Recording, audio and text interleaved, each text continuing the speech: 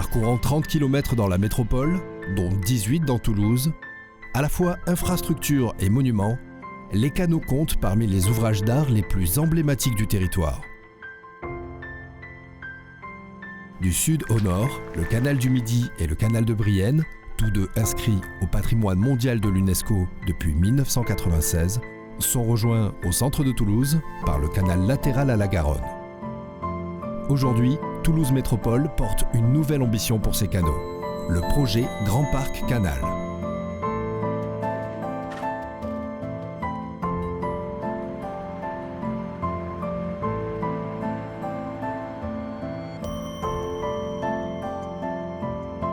Malmené par les grandes mutations du XXe siècle, bruyant, cerné par la circulation et exposé à de multiples nuisances, les canaux toulousains ont aujourd'hui perdu leur éclat.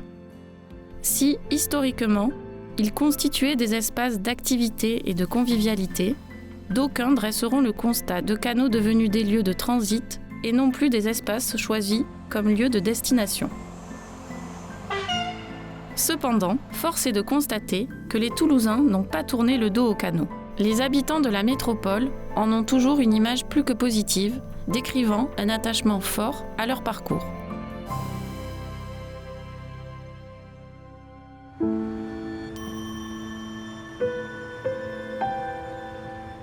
Aujourd'hui, Toulouse Métropole souhaite valoriser le patrimoine et les paysages urbains le long des canaux pour réenchanter leur tracé au fil de l'eau et renforcer leur identité. L'ambition ?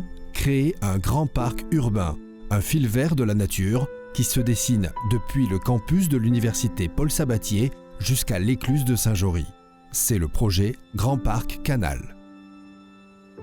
Après une enquête de terrain, des entretiens et des réunions publiques comptant plusieurs milliers de participants, 4 enjeux fondamentaux se sont révélés. Les Toulousains souhaitent plus de nature en ville pour préserver l'environnement et la santé de tous. Moins de circulation automobile pour favoriser les mobilités douces et la convivialité. Une mixité des usages et des publics pour favoriser le bien vivre ensemble. Et enfin, un projet collaboratif et participatif pour faire ensemble et créer un imaginaire commun.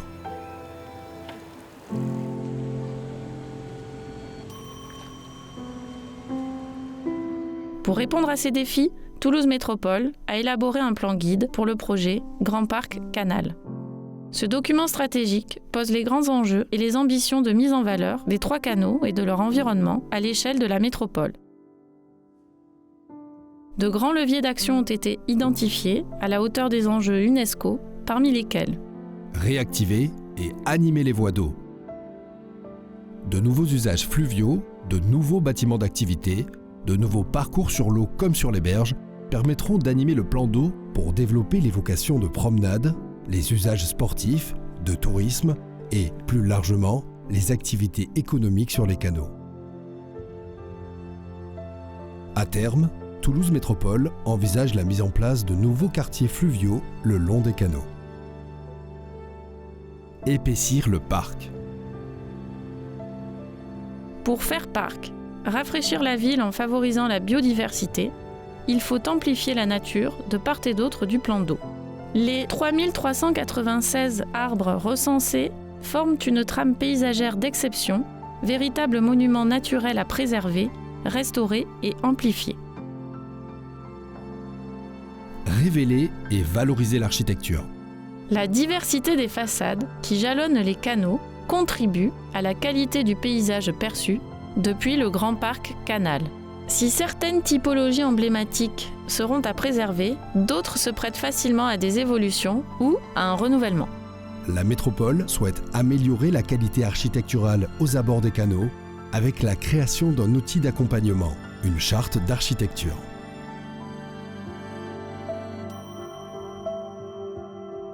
Premier chantier au cours de l'actuel mandat, le parvis Brienne, en proximité de l'écluse Saint-Pierre, témoigne de cette nouvelle ambition. Y seront prochainement aménagées une place urbaine et paysagère intégrant 2 parvis reliés par un jardin.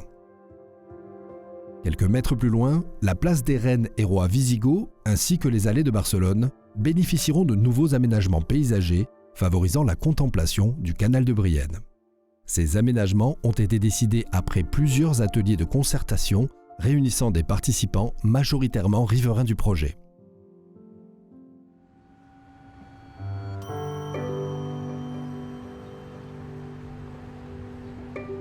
À l'image de cette concertation, et conformément à l'ambition d'un projet co-construit avec les Toulousains, divers lieux du Grand Parc Canal seront à réinventer, à remettre en scène au cours des prochaines années.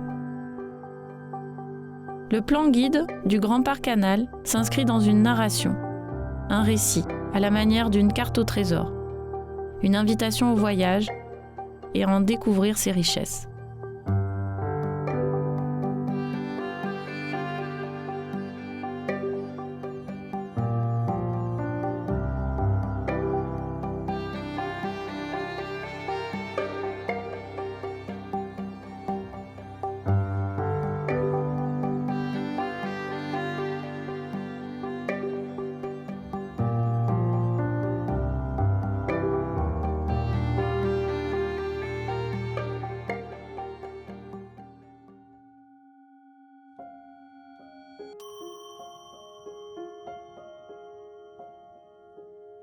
Depuis le port de l'embouchure, véritable clé de voûte et point de départ des trois canaux jusqu'aux frontières de la métropole, nombre de ces destinations feront l'objet d'expérimentations où les propositions des participants aux ateliers de concertation pourront être testées.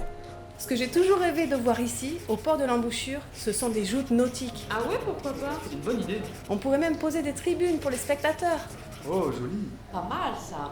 Ah, moi j'imaginais plutôt une guinguette au bord de l'eau, avec des chaises longues pour le farniente, en mode tranquille. Ah ouais, j'aime beaucoup ça. Ben moi, je voyais carrément un cinéma sur l'eau. Vous voyez le délire? Ce serait génial. Ah ouais. Ah, c'est parfait. Ah mais j'y pense. Et pourquoi pas un musée sur l'histoire des canaux? Au cours des prochaines années, de nombreux aménagements seront ainsi mis à l'essai. Et la métropole compte sur la participation citoyenne pour l'aider dans ses choix et co-construire avec elle le Grand Parc Canal de demain. Depuis plusieurs siècles, le canal du Midi, le canal de Brienne et le canal latéral ont accompagné notre ville, l'ont vu grandir, se développer. Des capitouls à la République, de grenier à blé à capitale européenne de l'aéronautique et du spatial, les canaux ont traversé l'histoire de Toulouse. Si les Toulousains s'en sont un temps détournés, il nous appartient à présent d'en écrire ensemble un nouveau chapitre. Et qui sait, de ce projet Grand Parc Canal, derrière les murs d'un bâtiment méconnu, se révélera sans doute un trésor insoupçonné, jusqu'ici caché aux yeux de tous.